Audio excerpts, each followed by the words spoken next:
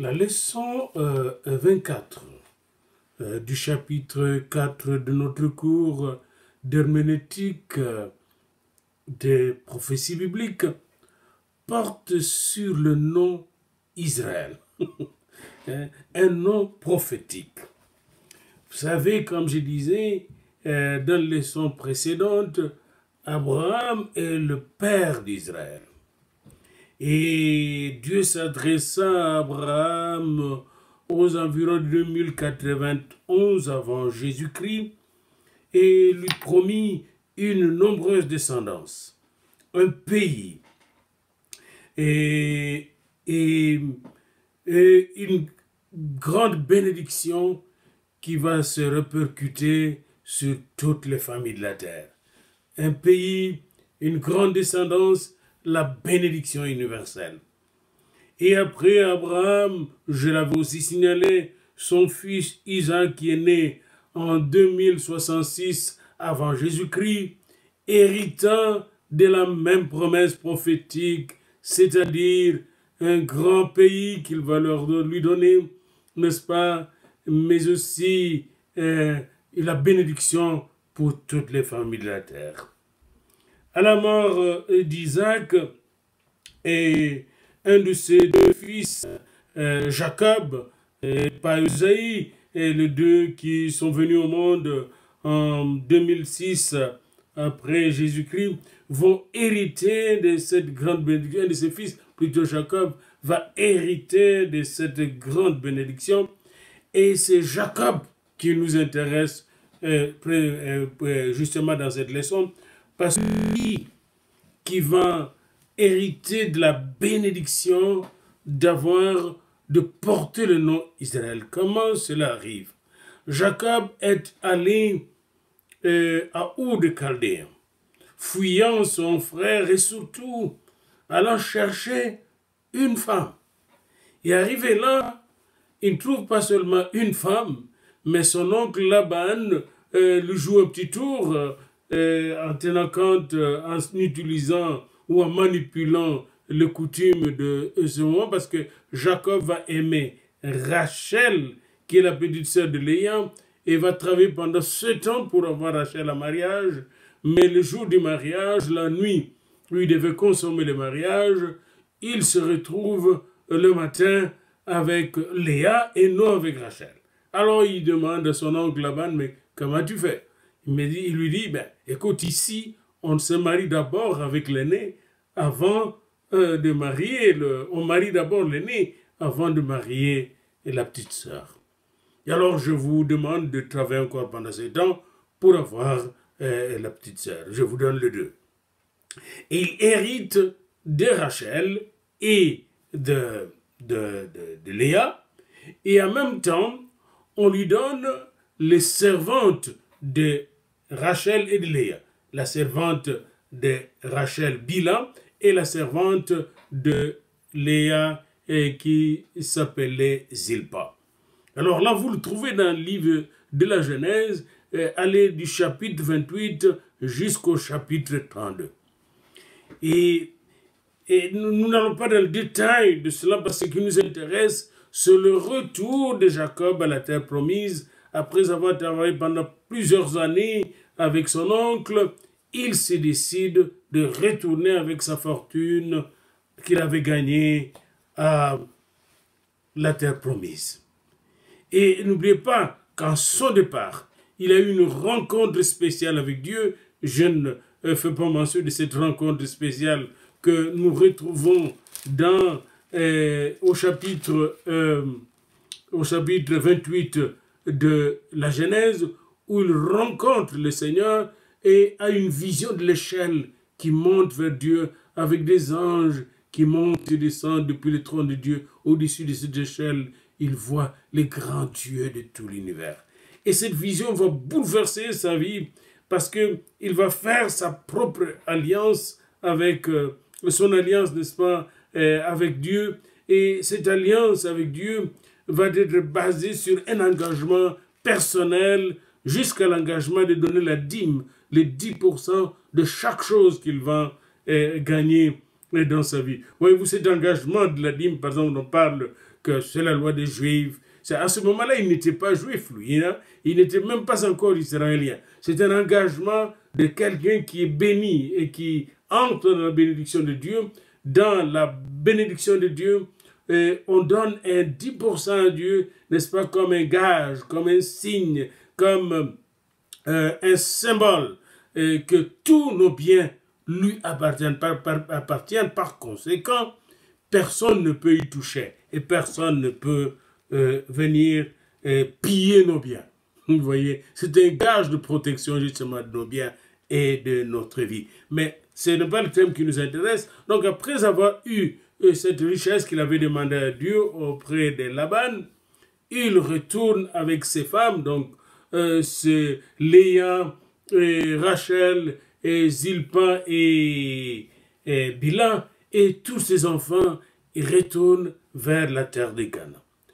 Arrivé à Mahanaïm, au chapitre 32, n'est-ce pas, on parle de Mahanaïm, il arrive à Mahanaïm, et c'est là que nous commençons à saisir, souvent, la préfiguration d'Israël.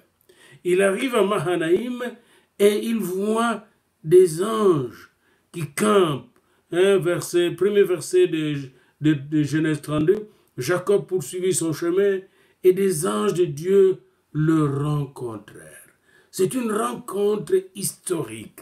Le Dieu de l'histoire, c'est le Dieu qui nous rencontre sur notre cheminement, notre marche, notre développement, notre réalisation. Et quand nous nous réalisons nous-mêmes dans notre existence, dans notre étant là, n'est-ce pas, dans notre existence, Dieu vient à notre rencontre pour nous rendre capables de nous élever au niveau qu'il a placé devant nous, afin que nous puissions être tels qu'il a voulu que nous soyons, c'est-à-dire ces images, ces représentants, ces ambassadeurs dans tout l'univers et sur cette terre.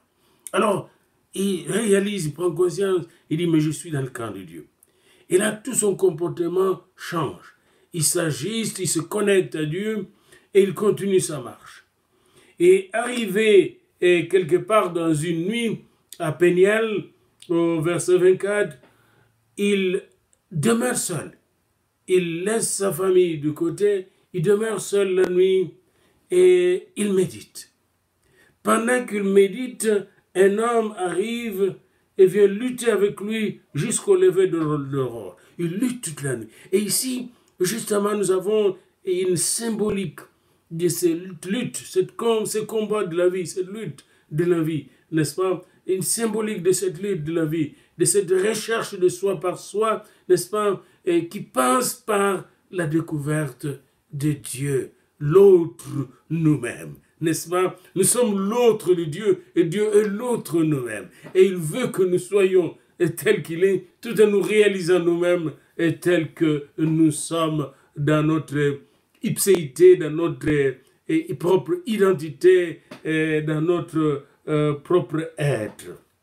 Alors, donc, Dieu rencontre Jacob sur son chemin alors qu'il avance vers la terre promise et arrive au point où il doit rencontrer Ésaü qui l'attendait, Ésaü qui était un grand défi de sa vie, Ésaü qui était devenu un ennemi juré parce que Jacob avait subtilisé sa bénédiction de fils aîné moyennant une soupe aux lentilles et la ruse que sa mère lui avait donnée pour aller se faire bénir auprès de son père.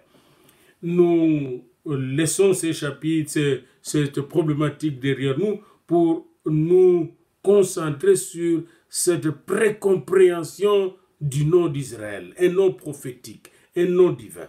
Alors, pendant qu'il luttait avec l'homme pendant toute la nuit et que l'homme réalisait qu'il ne pouvait échapper, n'est-ce pas, à Jacob, et il essayait de maîtriser Jacob, il essayait de se débarrasser de lui, mais Jacob était tellement attaché à lui qu'il ne pouvait lui échapper.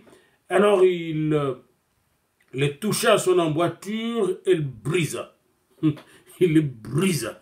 Mais alors qu'il était brisé à son emboîture, n'est-ce pas, à l'emboîture de la hanche, plutôt, à l'emboîture de la hanche, alors que Jacob était brisé, tout en étant brisé, il restait collé, il restait attaché à cet homme. Il ne laissait pas cet homme partir.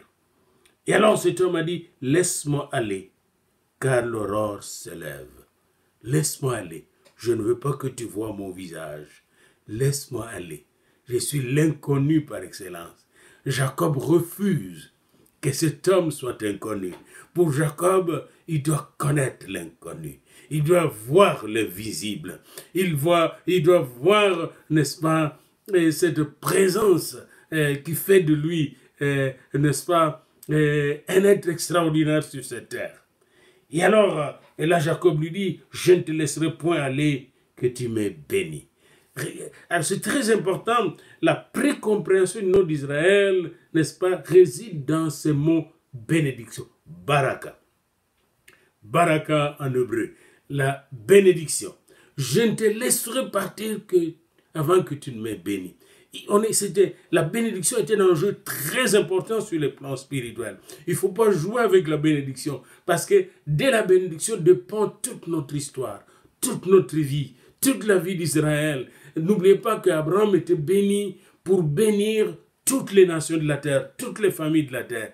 Et ici, Jacob, tout en sachant qu'Abraham était déjà béni, qu'Ésaü et qu'Isaac, son père, étaient bénis, il réclame sa propre bénédiction. Nous devons chacun réclamer notre propre bénédiction qui alors, lors de notre rencontre personnelle avec l'homme invisible, l'homme omniprésent, mais invisible et toujours, tout en étant toujours à notre recherche. Et il lui dit, l'homme, quand il a entendu Jacob lui réclamer la bénédiction, il lui dit, verset 27, Genèse 32, je vous rappelle toujours ce verset parce que notre herméneutique est basée sur la Bible, n'est-ce pas?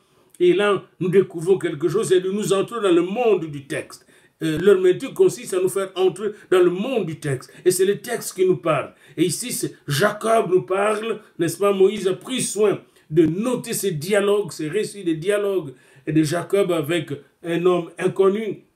Un peu comme les disciples de Maouss ont parlé avec l'inconnu dans Luc 24, à partir du verset 13. Ils parlent avec un inconnu en cours de route et arrivé au bout du chemin, l'inconnu veut partir alors qu'ils arrivent à leur destination à Emmaüs.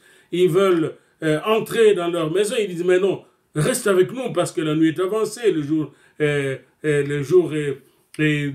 est avancée. Reste avec nous, tu ne peux pas aller seul dans la nuit, n'est-ce pas? Et là, l'homme accepte d'être avec eux, d'entrer avec eux, et pendant qu'il est avec eux à table, le soir, cet homme prend soin de bénir le pain, de rendre grâce au pain et de rompre ce pain et de leur donner à manger. Et quand ils prennent le pain, ils réalisent que cet homme, c'était Jésus lui-même.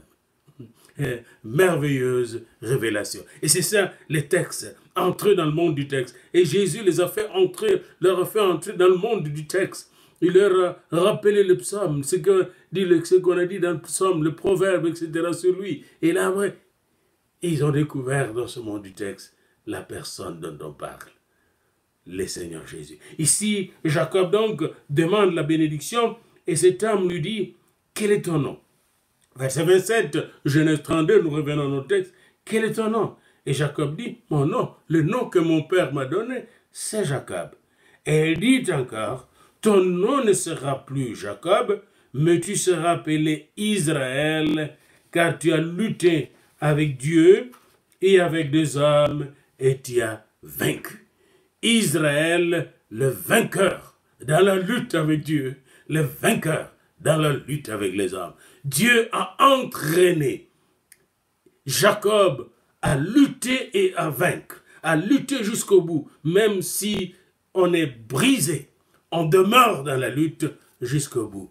Et nous sommes ici, n'est-ce pas, avec Jacob, n'est-ce pas, et Jacob qui et va un jour se rendre en Égypte pour former la nation d'Israël. Et nous parlerons de cela dans la leçon prochaine. Jacob ici change d'identité, change de vie. Jacob est devenu, n'est-ce pas, Israël. Celui qui lutte est vain quand il lutte avec Dieu et avec les hommes. Il a lutté avec Ésaïe, il a vaincu. Il a lutté avec Laban, il a vaincu sur le plan économique. Et là, spirituellement, il a lutté même avec lui-même. Il a lutté avec lui-même parce que derrière cet homme qui est venu le rencontrer, qui est comme un miroir de lui-même, il luttait avec son petit moi. Il luttait, n'est-ce pas, avec son ego. Et il a vaincu même l'ego. Il est mort à lui-même, d'où les signes de la hanche brisée, qui est le signe de la victoire et après la mort à soi-même.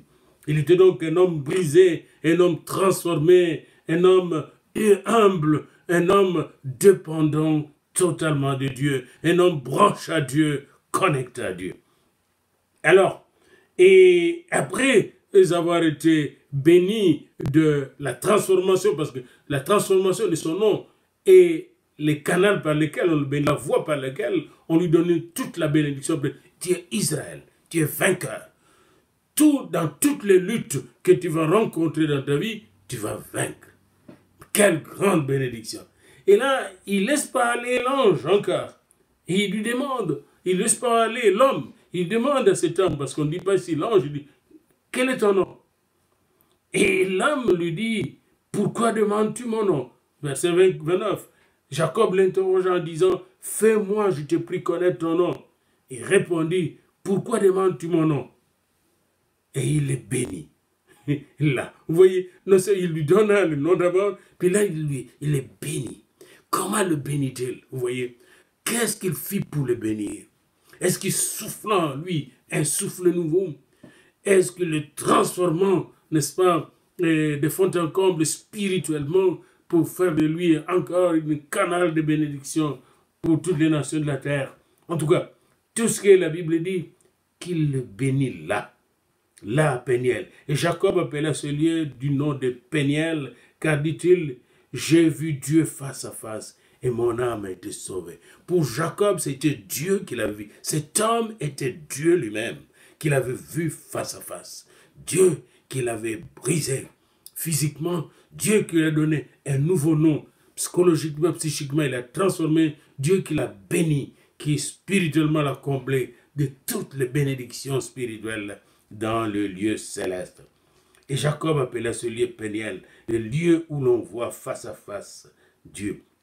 Et le nom Israël est venu de ce face à face. Vous voyez, dans la précompréhension de l'origine du nom d'Israël, nous devons, n'est-ce pas, retenir le fait que c'est le face à face de Jacob avec Dieu qui a donné ce nom d'Israël. Et désormais, Jacob sera appelé Israël.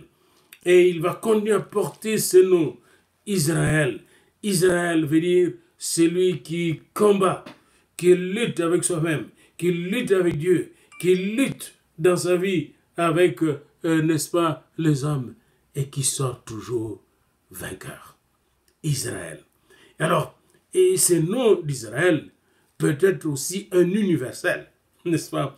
Quand nous rencontrons Dieu, il nous donne la force de lutter, de combattre et de vaincre devant toute, n'est-ce pas, adversité, devant tous les obstacles de la vie. Nous sommes en mesure, par la grâce de Dieu, par la force surnaturelle de Dieu, de lutter et de vaincre. D'ailleurs, c'est ce que nous dit Paul quand il nous dit dans Éphésiens 6:10, au reste de nous fortifier dans le Seigneur et par sa force toute puissante, et de prendre toutes les armes de Dieu pour, n'est-ce pas, vaincre.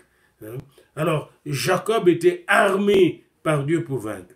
Et il a continué sa marche jusqu'à la terre promise. Et là, il va vivre des déceptions. Sa fille sera violée. Au chapitre 34, Dina sera violée. Et son fils Joseph, à partir du chapitre 37, sera vendu en Égypte. Et quand il est vendu en Égypte, on vient lui dire, lui, que son fils était tué.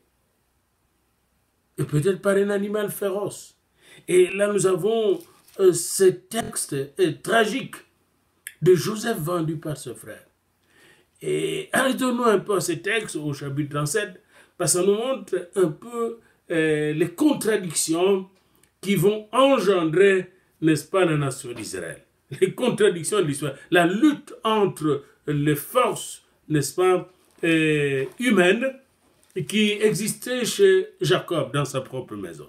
Les différents enfants, les enfants venant de différentes femmes, de 4 femmes, vont avoir une lutte entre eux et une lutte pour le bien matériel.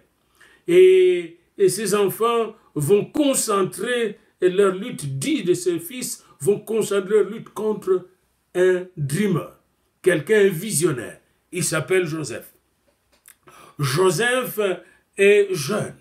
Il est âgé de 17 ans quand il faisait paître le troupeau avec ses propres frères, au chapitre 37.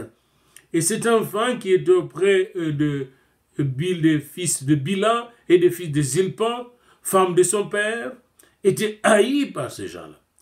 Et Joseph rapportait à son père leurs mauvais propos. Et Israël, et ici le verset 3 du chapitre 37 appelle Jacob Israël. Israël aimait Joseph plus que tous ses autres fils, parce qu'il avait eu dans sa vieillesse, et il lui fit une tunique de plusieurs couleurs. Alors, Joseph était aimé par son père. Puis un jour, alors qu'il était avec son père, il eut un songe. Et il raconte ce songe à ses frères et à son père. Il a dit, écoutez donc ce songe que j'ai eu. Nous étions alliés des gerbes au milieu des champs, et voici ma gerbe se leva et se tint debout, et vos gerbes l'entourèrent et se prosternèrent devant la mienne. Ses frères lui dirent, est-ce que tu régneras sur nous? Est-ce que tu nous gouverneras? Il est haï encore davantage, à cause de ses songes et à cause de ses paroles. Il eut encore un autre songe, et il racontait que à ses frères et ses songes, il dit, j'ai eu encore un autre songe, et voici le soleil, la lune, 11 étoiles se prosterner devant moi. Et il le raconta à son père et ses frères, et à ses frères, et son père le réprimanda. Donc, même son père n'était pas du tout content d'apprendre que le soleil, la lune et les étoiles, n'est-ce pas, se prosternaient devant lui. De pourquoi prenait-il, lui, Joseph, qui avait lutté avec les hommes et avec Dieu, qui avait vaincu, qui peut être au-dessus de lui? Mais Dieu n'est pas comme ça. Dieu, il donne toujours une fraîche révélation à chaque génération, et en principe, chaque génération doit dépasser la génération précédente pour aller de l'avant dans la réalisation du plan de Dieu. Nous allons donc rester dans cette symbolique du songe, ou de 2 songes de Jacob. Nous reviendrons là-dessus dans la leçon 25. Et nous allons surtout parler de cette grande vision de Joseph qui va se réaliser et qui sera la pleine réalisation du nom d'Israël en Égypte.